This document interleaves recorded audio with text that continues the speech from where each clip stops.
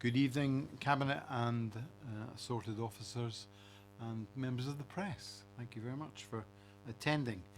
Firstly, as is always the way, I would like to run through the fire evacuation procedure for this evening's meeting. There are no fire alarms scheduled for this evening, and therefore if the fire alarm sounds, it is to evacuate the building immediately. The fire exit are located to the rear of the room, go down the stairs and meet in the War Memorial Park, where I will be first down. So we will see you all there. Moving on to the agenda for tonight's meeting. Firstly, apologies for absence. There are two. Councillor Rebecca Bean and Councillor Tristan Robinson will not be with us this evening. Are there any declarations of interest? No, we move on then. There were no urgent items presented to me, and therefore I'm happy for that. The minutes of the meeting held on the 14th of May, they were the last by our previous leader, and I hope that you will all agree that they were perfectly formed and that they're a true record of that meeting on the 14th. Agreed? Yep. Thank you. Moving now to appointments of executive committees. The Basingview Executive Committee still has one nomination required to be made there. Are there any nominations? Yes, I'd like to nominate Councillor Raskell. Thank you, that's perfect. Oh, sorry. I'd like to nominate Councillor Rattigan. And do we have a seconder? Then I add myself to that committee with Councillor John Isa and Hayley Eakes. Thank you. Moving now to the Manidown Executive Committee. There's one place still remaining. Have I got any nominations for that? I'd like to nominate Councillor Golding. And I'm happy to second that. Excellent. Are we all agreed that place be taken? Then I confirm that Councillor Simon Bound and Councillor John Isa, along with Councillor Hannah Golding, are now our representatives on that committee. Moving now to the papers themselves. The Ombudsman's decision 012/432. I would like that paper introduced by yourself, Anne. Thank you. Thank you. On the 21st of March, the Council received the report that contained in Appendix 1 following an investigation by the local government Ombudsman into the handling of a historic homelessness case which initiated some 6 years ago. The Council, in discharging its homelessness duties, made a decision which impacted upon the priority of the applicant on the housing register. He was later removed from the register when the Council changed its housing allocations policy. The factual circumstances are set out in paragraph 3.3 of the report. The Ombudsman's report says that they've reviewed the Council's actions and found maladministration which led to injustice against the applicant, and his report sets out a series of recommendations for the Council to consider. The Ombudsman's conclusions and recommendations are set out in paragraph 3.5 of the report. Where the Ombudsman carries out an investigation and makes the finding of maladministration following an investigation, then the monitoring officer has a duty to prepare a report for Cabinet, and this is that report. Cabinet now has to consider the report, and then once you've considered the report, Cabinet prepares a report for full Council and makes its recommendations to full Council. That report will go to the July meeting of full Council. Once Council's considered the report, we then advise the Ombudsman of our response so he can consider whether or not he's satisfied with it. The options are set out in the report, with option 4 being suggested.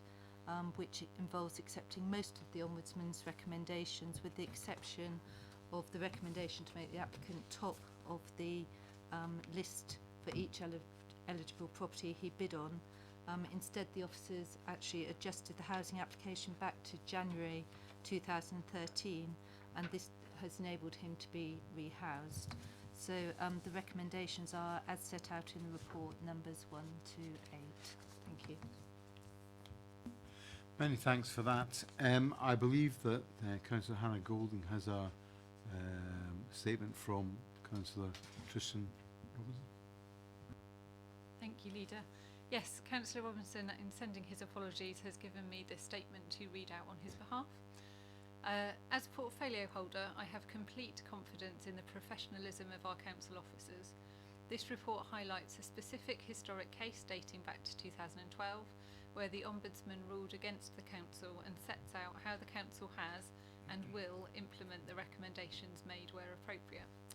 The council accepts the findings of the Ombudsman and that the finding of maladministration and injustice is legally binding. The Ombudsman recommendations, however, are not legally binding, but we are seeking to implement them where possible. So for clarity, these were as follows: that an apology be made to Mr X, which has been done, that a financial compensation payment of £4,500 be made, and this will be substantive of the full council paper in July, that changes be made to the housing register review process, letters to inform applicants about their right to complain to the Ombudsman, which has been implemented, that the council should make the applicant top of the list for each eligible property he bids for until that bid is successful, and this was not done for the reasons stated below. In the case of point 4, the report highlights that to do this would require the council to step outside of its lawfully adopted housing allocation scheme. The immediate impact of doing this would be to disadvantage those critically urgent cases, for example, families fleeing in fear of their lives or at risk of fatal harm, or who may be debilitated from an acute and life-limiting illness. Mr X's housing needs cannot reasonably be deemed to be of a greater priority than cases in these such circumstances, and it would also have disadvantaged 58 other households who have a similar need to Mr X, but who have more priority if they have been waiting longer than his original application date of January 2013. In any event, and as an additional remedy, the council has backdated Mr X's application to January 2013 to ensure he is placed highly on the list, specifically where he would have been had the maladministration not occurred. I would also highlight that this case occurred under the previous allocations policy rather than the current one.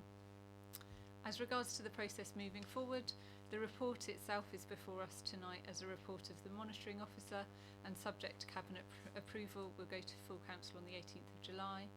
The report specifically makes reference to the ongoing scrutiny process of the housing allocations policy, which is undertaken on an annual basis, and this matter will be considered as part of that process to ensure members can consider the case in further detail. I can also confirm that since the report has been written, Mr X has been offered and has accepted an offer of a 3-bedroomed house, and I believe he has already moved in. I'm very grateful for that statement, and with your permission, I will move this to go to full council on the July date, that we are satisfied with the Ombudsman's report and our findings in respect of that. Is it so moved? Agreed?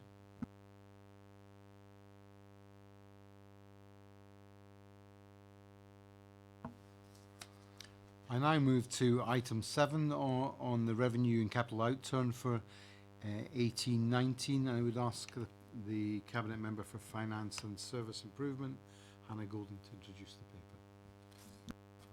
Thank you, Leader. This report outlines how we're managing delivery of an excellent level of service for our residents against our agreed budget. Within the revenue expenditure, we do have a variance of £0.37 million underspent, and Appendix 1 gives the full details of where that is.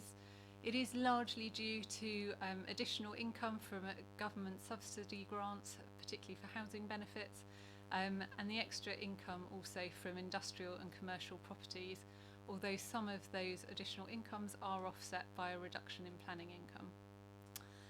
The underspend is going into reserves as per our policy. In terms of capital expenditure, this is £1.49 million underspent, and the majority of that is delayed spend on our major schemes and is therefore will be rephased into next year's budget. With that, I would like to take a moment to reflect on how well our capital programme is working for our residents, just highlighting a few of the things that we have achieved in the last year. 24 lift projects completed, so that's locally generated projects. We've had 50 extra parking spaces provided in busy residential roads. We've had significant progress with the regeneration of Basing View, and I think it's testament to the work there that other businesses are now also looking to regenerate properties they have. We've got a new gym at Tadley and a refurbished gym at the Hurst School. We have 170 grant-aided adaptations to help people stay safely and independently in their own homes. 50 local businesses have been helped by the Enterprise Hub that was set up in October, and 7 grants for businesses at the top of town have been given to help them make improvements to their properties. Thank you, Leader. Many thanks for that, and I think we all are very grateful to our officers for moving through capital projects and the achievement in delivering money to these. I've not yet used the gym at Tadley, but I'm pretty sure I use the swimming pool, so I am grateful for the upgrades in local facilities for all the borough, but especially Tadley. So look, this will... John, you're always invited to say something. I just wanted to say what a fantastic achievement it is for the borough that we're able to find this money to do so many capital projects, and that these are projects that local residents have asked us to help fund, and I think it's testament also to the strong finances of the borough and the wise investment policies that have been undertaken, in contrast to so many other councils across the land where they have not got this sort of money available to invest in their communities. I'm grateful. I'm sure that Simon might want to say something on community projects, if you wish. In danger of boring everybody, I think there is something that says it is great that so many communities, whether they're urban, whether they're rural, whether it's a community facility, whether it's a sports facility, when I've spoken to my colleagues from all around the country before, there aren't many boroughs that can have already implemented 2 artificial football pitches and another 2 in the pipeline, which shows a true investment in our sports fans and our clubs locally. And I think what's ultimately even more exciting in this report are reports that we have yet to have for the investment that we'll be doing this year in addition to the investment that's already happened. Good news needs to be put out there, and we're very fortunate. But of course this is going back to council to have their view on it. I think it's a very positive view and something that they hopefully will be able to trumpet across their communities. But it gives people an opportunity to say more on where they perhaps want to direct money in the future if we are in such a fortunate position in the years ahead. So can I have your approval to move this to council on the July meeting? Agreed? Yep. Thank you, that's agreed.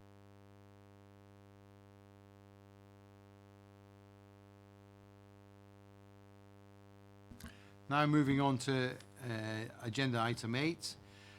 This is civil parking enforcement and traffic management and our agency agreements with Hampshire County Council on this. I would look to Hayley Eakes to present this paper. Thank you, Leader. As you say, this paper is in relation to the current agency agreements we have with Hampshire County Council.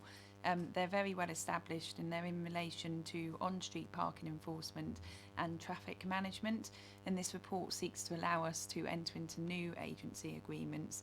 This has been looked at in detail. As I say, they're well established. The agency agreements we're happy with, and they've allowed us as a local authority to exercise control instead of leaving it all to Hampshire, and also to respond faster to local issues, which we're obviously more aware of. So I would like to recommend this paper and move the recommendations as per the report to allow us to enter into these new agency agreements. Do we have any other comments? Otherwise it moves on. Councillor Brown. Sorry, Leader. Just to build on what Councillor Eaches has said, I think as somebody who had responsibility for this scheme in the past, this agency agreement, I think there's something that says we should thank officers here in Basingstoke and Deane, because I know it's truly appreciated the work that we've been able to do doing this locally to protect students who are walking to school, looking at the areas where we've got difficulties in difficult residential areas with protecting junctions and keeping people safe, and also allowing us to respond very locally to the pressure points that only we are going to understand. So there is something that's really valuable for us as a borough and our residents to enable us to deal with a hot topic that we know parking is.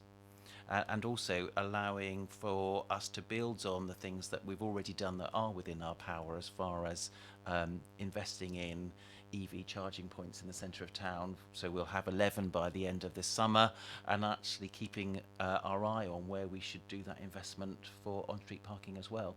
We know there's some pressure for all of us to convert to EV vehicles, electric vehicles, and we know infrastructure is one of those key elements, and we're working hard to achieve that investment. Thank you for raising the issue of electric vehicles. It is important. We need to be a borough that sends out a signal that green issues and our environment is important to us, and that element is something that I wish to move forward as your leader. Anyway, this is a recommendation to Cabinet. We have accepted it as it is. Are we all agreed? Agreed. Thank you. Then we'll move that forward for implementation.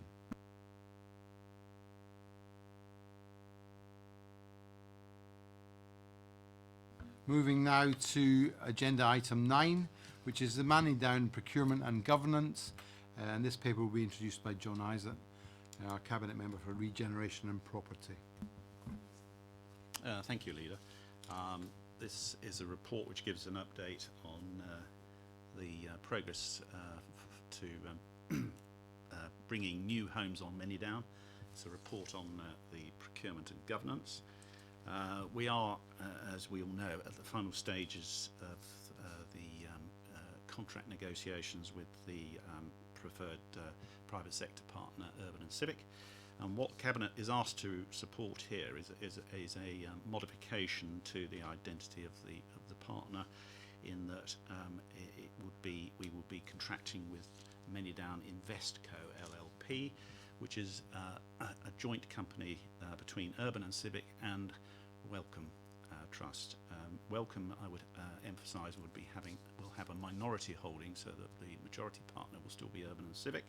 But it's great endorsement to Basingstoke and the scheme generally to have one of the world's leading charities, global charity that invests so much in medical research to the benefit of humankind. The report also recommends the DevCo interim business plan. You'll recall that DevCo is the operational joint venture organisation between the two councils and Urban and Civic, above which will sit the Manydown Garden Communities LLP as the company representing the interests of the two councils. The report also provides for a loan by the two councils to enable the Manydown Garden Communities LLP to function in the interim. Once we've contracted with Urban and Civic, we can proceed they can proceed with their business plan within the next 12 months. The interim plan covers the program of work and the cost plan, and includes issues such as the planning strategy, the Manydown quality standard, the design code, the country park, employment and skills, community engagement and marketing, land drawdown, and ownership and management of community activities and facilities. It's probably a good point to just highlight the governance timetable. The Manydown Garden Communities business plan is due to go to Cabinet in July, and that, as I said, will be followed by the DevCo business plan within the next 12 months, which will need to be approved by both the Manydown Garden Communities LLP, I think I should call that MGC, and both councils. The report also refers to options for the two councils to invest up to 50% of development funding in DevCo at an attractive interest rate of 9%. It's something that we will need to consider in due course. It's reserved within our capital programme for the next 4 years to the tune of £2 million for 2020, 21 and 21-22. There's also scope for additional investment in relation to additional land adjoining the Manydown Phase 1. It's probably a good moment just to say a few things about how we're progressing generally with Manydown. I think there's some good progress continues to be made. We're aiming to get to planning committee in the autumn and start on site in 2020 for the first new homes. In the meantime, we're looking to exchange contracts with Urban and Civic over the course of the summer. As you will all appreciate, Manydown is a major development with many complexities, and we've been addressing over the last few months the further issues raised by residents and stakeholders from the February consultation. That includes ensuring that new highways junctions will work, that community facilities such as schools and community buildings will be in place, and improvements to the environment and ecology are secured. And it's very important also that we start the work in talking to our residents, listening to their views in relation to what will be a major borough-wide facility, which is the Country Park. It's all taking time, but it's important that as a responsible, accountable public body, we get it right for residents. We are long-term investors and custodians in Manydown, and if it requires a few extra months to get things right, I'm sure Cabinet will agree that this is time well spent. Don't forget, Manydown is going to take something in the order of 15 years to build, and it's going to provide homes for our residents into the next century. I'm sorry to have gone at such length, but I hope you'll understand, given how significant the project is to the borough's future, that it's worthwhile doing that. Thank you, John. It's important that we understand what Manydown will do now, but in the future, and we have a role in shaping that future, and we need to take it, not just shape it in terms of the short term, but in the long term. And things like the Country Park are vital to say that we are place making rather than homes making. A greater focus upon the whole, the outcome, rather than just people just think we're building houses, but we're building a community, and we ought to trumpet that much better. I would just like to say, in my few weeks as leader, I'm very grateful to your team, especially Andrew Reynolds, who's I found to be very helpful in his understanding of it and his ability to talk through the issues that are Manydown. They are complex, and people, as you rightly say, would prefer a few months delay for an outturn that means that they have a place that is, in the words of this exemplar, in terms of development. And the principles, the 10 principles that are held to, will exist long into the future. So thank you very much. We take the recommendation as said. Are we agreed on that? Yes. Agreed? Thank you very much. I am grateful, Cabinet and others, officers and members of the press, for this evening's meeting. If there are no other issues, I will close this meeting at 6:54. Thank you very much indeed, and I look forward to seeing you all again soon.